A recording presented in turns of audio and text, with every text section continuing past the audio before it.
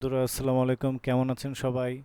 আমি এহতেসাম জনি আপনাদের স্বাগতম জানাচ্ছি আমার চ্যানেল গো টিভিতে। বন্ধু, অনেকেই 3D লোগো অ্যানিমেশনগুলো বানাতে চায় কিন্তু বানাতে পারে না, কারণ আফটার ইফেক্টস নামক এই সফটওয়্যারে সব ধরনের 3D লোগো অ্যানিমেশন বানানো যায়। অনেকেই আফটার ইফেক্ট সম্পর্কে অভিজ্ঞতা থাকে না এবং এই এই সফটওয়্যারটি চালানো বোঝে না। তো আসলে কি যে মনে চাইলে সব কিছুই শেখা যায়, আর আফটার ইফেক্টটাও খুব বেশি কঠিন এতটাই কিছু না। আপনি ম্যানুয়ালি পারেন না, অটোমেটিক কাজ করেন, কারণ ম্যানুয়াল তারাই পারে যারা আফটার ইফেক্টের উপর ট্রেনিং করেছে।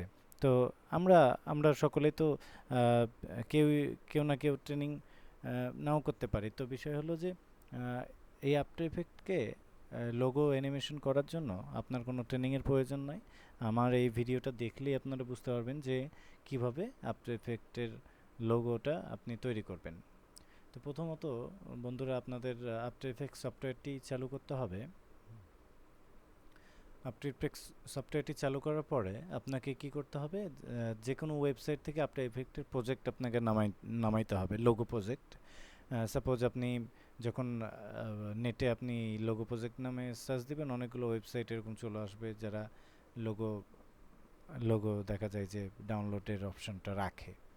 তো আপনি নেটে এটা সার্চ দিয়ে আপনি খুঁজে নেবেন যে লোগো প্রজেক্টগুলো কোথায় পাওয়া যেতে পারে। আর আমি আমার এখানে একটু স্লো হওয়ার কারণে আমি দেখাতে পারছি না। তো যাই হোক, ফাইলে গিয়ে আপনাকে সেই প্রজেক্টটা চালু করতে হবে। দেখবেন যে এরকম একটা লোগো চলে আসবে যে after effect file, project file. হ্যাঁ, তো লোগো রিভিল নামে এই ফাইলটা আমি চালু করলাম। এখানে ভার্সনের জন্য একটা ইরর আসবে, আর হচ্ছে যদি আপনার ওদের ফন্ট না থাকে তাহলে এই যে এরকম একটা ইরর আসবে। তো ক্যান্সেল করে দেবেন, এগুলো সমস্যা নাই। এবার দেখুন যে প্যানেলে একটা লোগো প্রজেক্ট চলে আসবে। এই যে দেখুন একটা লোগো প্রজেক্ট। তো এটা এখন দেখতে পাচ্ছেন যে হাতের বামে এটা হচ্ছে প্রজেক্টের, এই লোগো প্রজেক্টে যা যা তথ্য আছে এই জায়গাতেই স্টোর আছে হাতের বামে।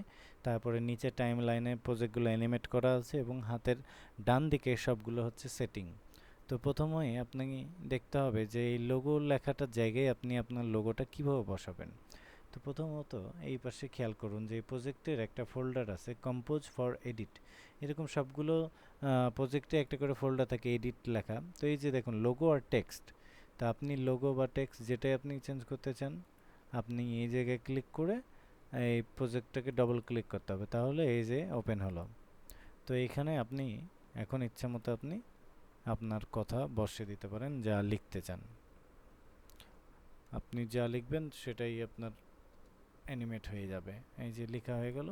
এখন আমি মেন কম্পে যে দেখলাম যে এই যে লেখাটা চেঞ্জ হয়ে গেল, দেখুন। এখন এইটা আপনি ইচ্ছা হলে রাখতে পারেন, আবার ছবিও দিতে পারেন এই সেম টু সেম একইভাবেই। আপনার এইখানে ক্লিক করে এই জায়গাটাতে একটা ছবি এখানে আগে ইম্পোর্ট করবেন।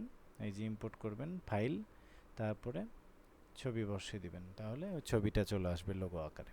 এখন এটা কি হচ্ছে যে এইটা অ্যানিমেশন তো রেডি হয়ে গেল। এখন এটাকে কি করবেন, রেন্ডার দিবেন। তো রেন্ডার দেওয়ার জন্য প্রথমত আপনাকে করতে হবে কি, এই লেখাটা চেঞ্জ করার সময় আপনাকে আরেকবার প্রি রেন্ডার দিতে হবে। এই যে কম্পোজিশন মেনু থেকে প্রি রেন্ডার যে লেখাটা আছে এটাতে ক্লিক করবেন, তাহলে কি হবে এই লেখাটা এই প্রজেক্টে বসে যাবে।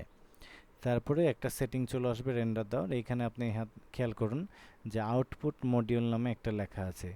আউটপুট মডিউলে গিয়ে আপনি এই ভিডিও সেটিংগুলো আপনি ঠিকঠাক করে দিতে পারবেন যে কি ফরম্যাটে নেবেন ভিডিওটা। তারপরে হচ্ছে এই রেজুলেশন কত হবে, রিসাইজে গিয়ে রেজুলেশনটা দেখিয়ে দিবেন। তারপরে সবগুলো সেটিং ঠিকঠাক করে ওকে দিবেন। এবার এখানে দেখুন হাতে আউটপুট টু এই নীল লেখাটাতে ক্লিক করলে আপনি এটা কোথায় আউটপুট দিবেন সেই জায়গাটা দেখিয়ে দিয়ে সেভ দিবেন।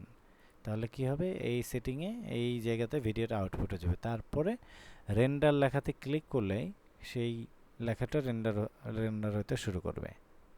তো এইভাবে আপনি যে কোনো প্রজেক্টকে খুব সহজেই আপনি আপনার নিজের করে নিতে পারেন, লোগো চেঞ্জ করতে পারেন। হ্যাঁ, এইভাবে আপনি বন্ধুদের মাঝে পরিচিতি লাভ করতে পারেন। তো বন্ধুরা, এতক্ষণ যে ভিডিওটি দেখলেন, যদি ভালো লেগে থাকে অবশ্যই নেক্সট ভিডিওর অপেক্ষায় থাকুন। লাইক, কমেন্ট, শেয়ার করতে ভুলবেন না। ভালো থাকুন। আল্লাহ হাফেজ।